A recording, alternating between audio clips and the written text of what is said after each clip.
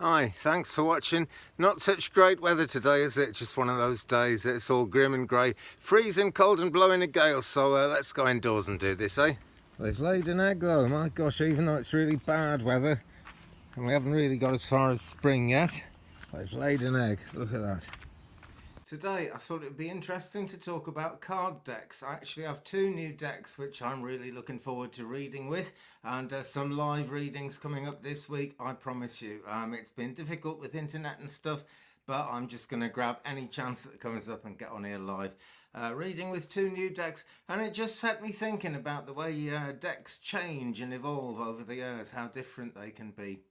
And let's reach over here for couple of my tarot decks we can have a look at. This is one I got very recently actually. It's the Thoth. A lot of people are drawn to the Thoth deck because the images in it are very kind of profound. I'd be here all day kind of showing you, and then I'd have a fair use trial on my hands or something.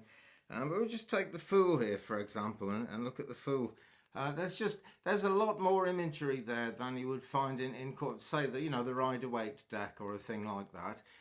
But it is actually quite profound imagery. It is really bright colours.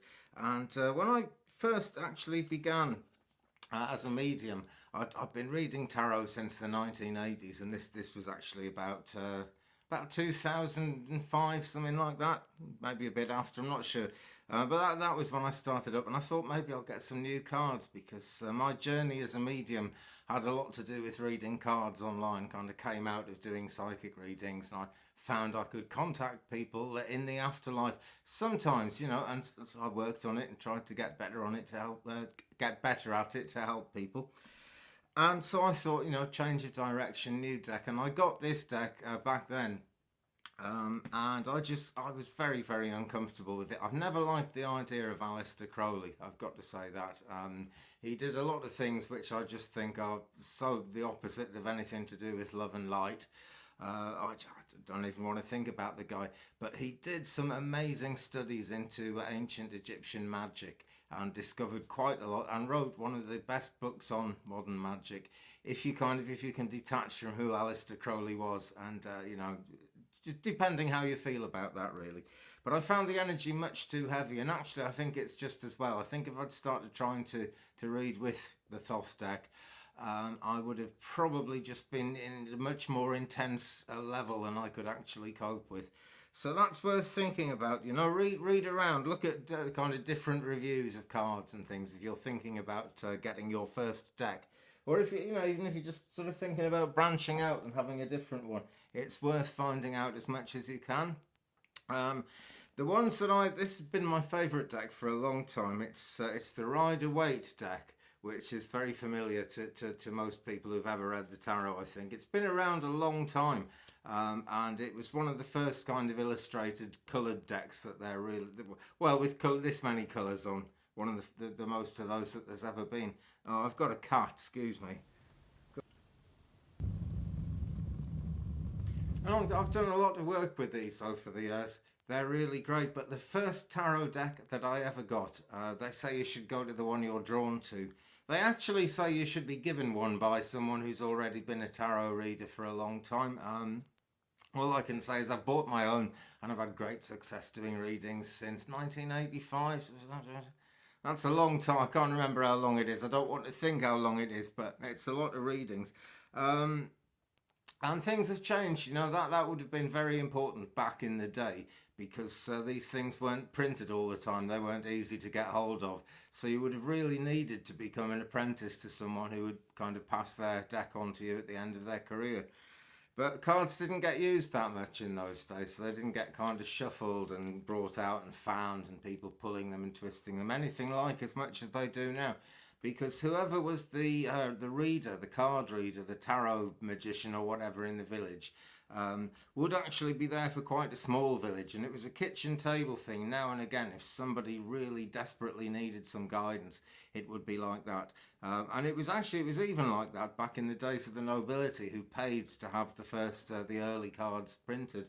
And here actually are some very early ones which I still use.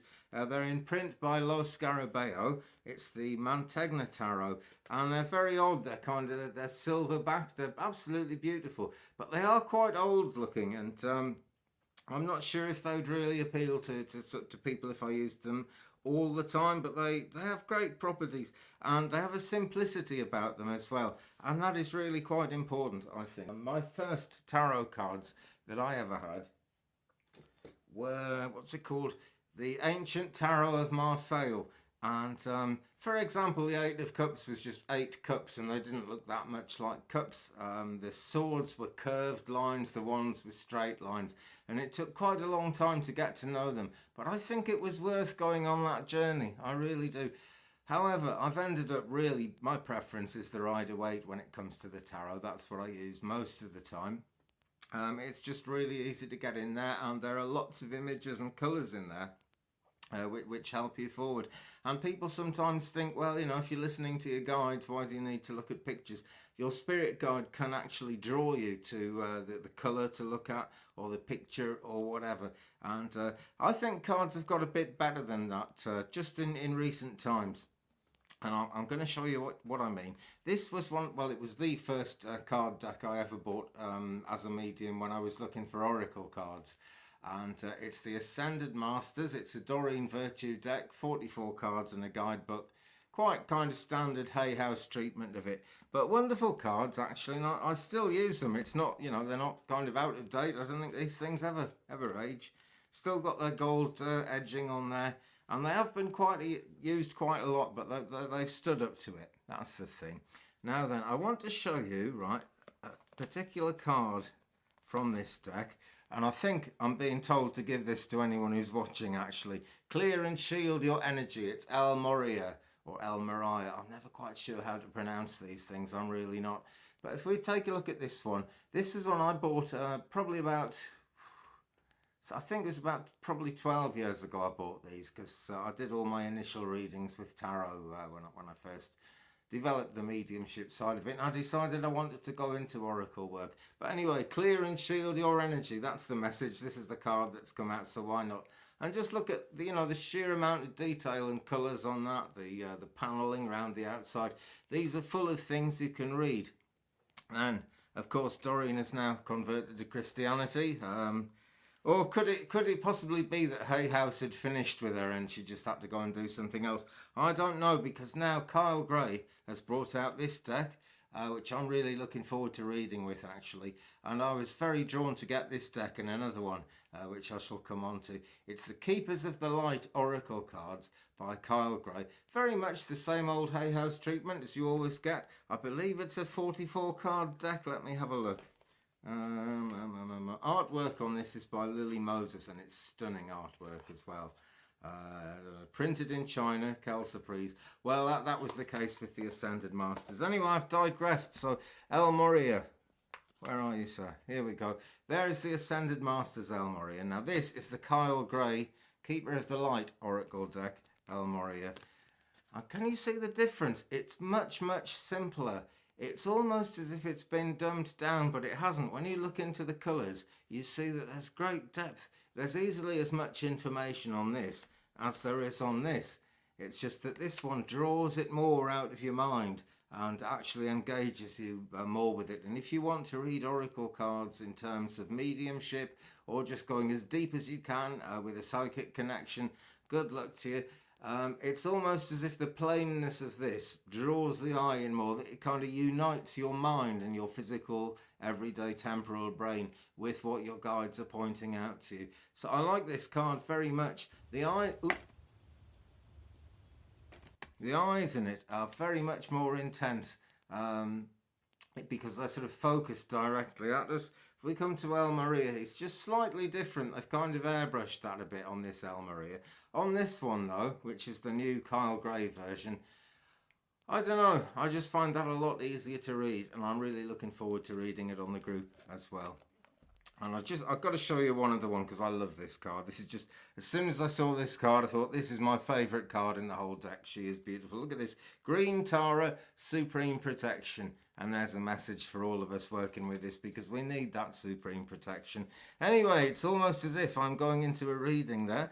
Before I leave this, which is one of my favourite topics, I've got to mention this deck, which if you've seen any of my live psychic card reading videos, and if you haven't yet, by the way, stay tuned, subscribe, tap the bell, and you'll know when the next one's happening. You'll know that in my live readings, I use this quite a lot. Messages from Your Animal Guides by Stephen D. Farmer. It's still in print, actually. A friend was telling me in the comments a couple of weeks ago that she bought this deck because she liked it. I think she'd watched my video about Doreen Virtue converting to Christianity, which is out there. I'll try and put a card thing up if I can work out how to do it.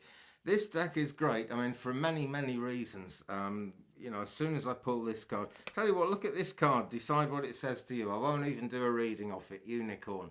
What does that card say to you? Let me know in the comments. I'd love to know what you guys think of this. It says here, indulge your creative, imaginative and magical side through some form of artistic expression. That's the thing to do if you're drawn to that one, guys. It does tend to be very magical in the way it speaks to people, does this deck. But one of my favourite things about it, and it seems to be different from all the other Doreen Virtue decks, all the other Hay House decks just about. See, most of them are this shiny stuff. And when they first come, they tend to clamp together a bit because of whatever finishing coat they've put on the card. And in time, as you work them and get used to them, that does loosen up a bit.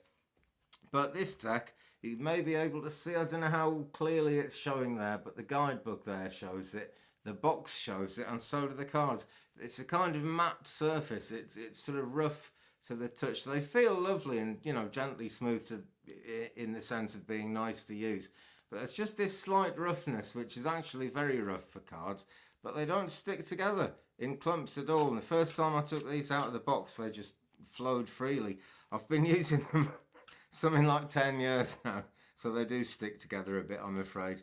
But it's absolutely great, because usually if you get matte finished on a card deck that you're trying to shuffle, it's just, you know, they don't kind of slide in and out. They don't slide as much, and you have to kind of cut them all the time. But this is, you know, this is great. It's, if you want to cut for spiritual reasons to do with why you're reading, great, you know, cut. I'm not trying to say anything about that. I'm sure whatever that is has been arranged with your spirit guides and is what works with you. I'm not questioning that at all. But the point of this is, you don't have to cut unless you want to, because they shuffle so well. I've just never seen another deck like this. It is kind of getting a little bit long in, excuse me, long in the tooth now. But people seem very pleased with the readings from it. So there we go. There we go, guys. Look for the cards you want. Think about what you want to do with them. The Oracle cards I've shown you, I'm delighted with. I've done mediumship readings with all of these decks so far, except for Kyle Gray here, Keepers of the Light, and another deck I'll show you in a minute, which I'm looking forward to doing some psychic readings with this week as we go forward. But apart from these two decks, the Ascended Masters, all the tarot decks you've seen there, and messages from your animal guides. Also, this, another Doreen Virtue deck, and let's get away from Doreen a minute, Ask an Angel by Tony Carmine Salerno. These are decks I've had a long time. Good old soldiers, and they're really good at getting the information through. It's absolutely great the way my guide can work with them. But I do want to try something new, so let's pop those away a minute. There's the Kyle Gray ones. Now, there's also these Work Your Light Oracle cards by Rebecca Campbell with artwork by Danielle Noel. Also a Hay House deck, quite a new one in my experience. I only saw it for the first time the other day. I've unboxed it, I've had a look. I'm going to get familiar with it and make a video all about these. I think these are going to be fantastic for mediumship because of the roses there, and just the way this is almost like sort of walking out to the halls of learning in astral projection, as we were talking about. It's a beautiful place to go. You know, if it looks like a beautiful place you're going, so much easier to be drawn there and to go there in your mind and actually do that. Strange, I was drawn to two decks actually which have light in the title. The Work Your Light, as I've just shown you, and Keepers of the Light by Kyle Gray there. And so great, we'll do some readings with those. Well, thanks a lot for watching, guys. Hope to catch you again soon. Give me a thumbs up if you've enjoyed it. If not, you know what to do. Leave me a comment, we'll share the journey, and don't forget to subscribe. Okay, see you again. Bye-bye.